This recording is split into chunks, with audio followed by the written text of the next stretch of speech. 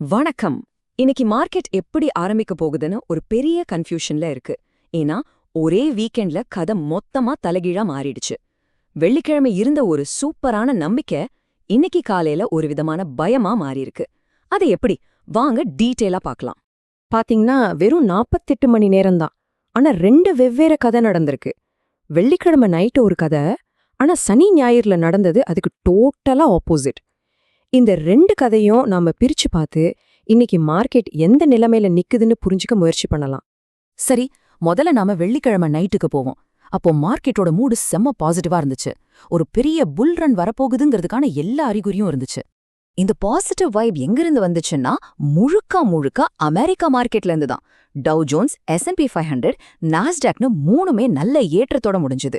அதுலயும் குறிப்பா நாஸ்டாக் அடங்கப்பா தொடர்ச்சியா 13வது நாள் பாசிட்டிவ். இது மார்க்கெட்ல ஒரு பயங்கரமான நம்பிக்கையை விதைச்சுது. இவ்ளோ பெரிய ஏற்றத்துக்கு காரணம் என்ன தெரியுமா? ஈரான் கிட்ட இருந்து வந்த ஒரே ஒரு அறிவிப்பு தான். வணிக கப்பல்களுக்காக ஹார்மஸ் ஜலசந்தியை திரும்பவும் துறக்குறோன்னு சொன்னாங்க.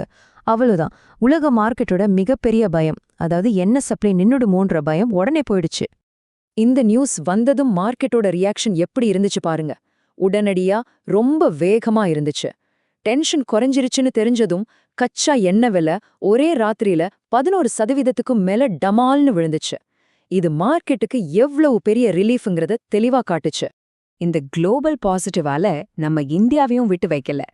கிஃப்ட் நிஃப்டி 24,700 தாண்டி போச்சு. இதோட அர்த்தம் என்னன்னா, நம்ம மார்க்கெட் 400 பாயிண்ட்டுக்கு மேல ஒரு பிரம்மாண்டமான கேப் அப் ஓப்பனிங்குக்கு ரெடியா இருந்துச்சு. வெள்ளிக்கிழமை ராத்திரி வரைக்கும் எல்லாம் பெர்ஃபெக்ட்டா இருந்துச்சு. ஆனா அந்த வீக்கெண்ட்ல தான் சீனே மாறுச்சு. வெள்ளிக்கிழமை இருந்த அந்த பாசிட்டிவ் மூடு சனிக்கிழமை ஞாயிற்றுக்கிழமையில அப்படியே யூட்டர்ன் அடிச்சது. அது எப்படி நடந்ததுன்னு பார்க்கலாம். இந்த டேபிள்ல பாத்தீங்கனாலே உங்களுக்கு முழு கதையும் புரிஞ்சிடும். வெள்ளிக்கிழமை நைட் ஹார்மோஸ் ஜலசந்தி திறந்திருக்குன்னு நியூஸ் வருது. ஆனா வீக்கெண்ட்ல என்னாச்சு?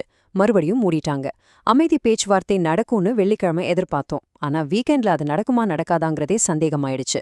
சுருக்கமா சொல்லணும்னா, டென்ஷன் குறைஞ்சிடுச்சுன்னு சந்தோஷப்பட்ட நேரத்துல இப்போ டென்ஷன் டபுள் ஆயிடுச்சு.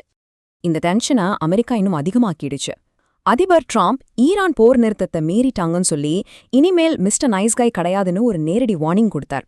இது கிட்டத்தட்ட பேச்சுவார்த்தைக்கான கதவு மூடின மாதிரி ஆயிடுச்சு. இந்த வீக்கெண்ட் சம்பவங்களோட நேரடி விளைவு இதோ. வெள்ளிக்கிழமை 11% விழுந்த எண்ணெய் விலை வீக்கெண்ட்ல மறுபடியும் 7.5% ஏறிடுச்சு. ஒரே அடியா வெள்ளிக்கிழமை கிடைச்ச லாபம் எல்லாம் காலி. இதனால அமெரிக்கா ஃபியூச்சர்ஸ் மார்க்கெட்டும் நெகட்டிவ் பக்கம் திரும்பிடுச்சு. சரி, இந்த குளோபல் குழப்பமெல்லாம் ஒரு பக்கம் இருக்கட்டும். நம்ம இந்தியன் மார்க்கெட்ல என்ன முக்கியமான நியூஸ் இருக்கு? ரெண்டு பெரிய பேங்க்ஸ் HDFC மற்றும் ICICI பேங்க் அவங்களோட குவார்ட்டர்லி ரிசல்ட்ஸை வெளியிட்டிருக்காங்க. அது மார்க்கெட்க்கு சப்போர்ட் பண்ணுமான்னு பார்க்கணும். இப்போ இந்த ரெண்டு பேங்க் ரிசல்ட்ஸையும் பாருங்க, ஒரு பெரிய வித்தியாசம் தெரியும். HDFC பேங்கோட ப்ராஃபிட் நல்லா இருந்தாலும் அவங்களோட முக்கியமான NII growth, அதாவது நிகர வட்டி வருமானம் கொஞ்சம் சுமாராதான் இருந்துச்சு. அதனால இது ஒரு மிக்ஸ்டு ரிசல்ட்னு சொல்லலாம். ஆனா ICICI பேங்க் அவங்க எல்லாத்துலயுமே பட்டைய கிளப்பியிருக்காங்க. ஒரு தெளிவான ஸ்ட்ராங்கான performance. Global news, company results எல்லாம் ஓகே. ஆனா உண்மையிலே பணம் எங்க போகுது? டெக்னிக்கல் சார்ட்ஸ் நமக்கு என்ன சொல்லுது? வாங்க இப்போ டேட்டாவை அனலைஸ் பண்ணலாம். பணப்புழக்கத்துல ஒரு இன்ட்ரெஸ்டிங்கான விஷயம் தெரியுது. ஃபாரின் இன்வெஸ்டர்ஸ், அதாவது FIIகள் வெள்ளிக்கிழமை 700 கோடி ரூபாய்க்கு வாங்கியிருக்காங்க. ஆனா அதே சமயம் நம்ம டொமெஸ்டிக் இன்வெஸ்டர்ஸ் DIIகள் 4700 கோடி ரூபாய்க்கு வித்திருக்காங்க. இது ஒரு பெரிய டைவர்ஜென்ஸ்.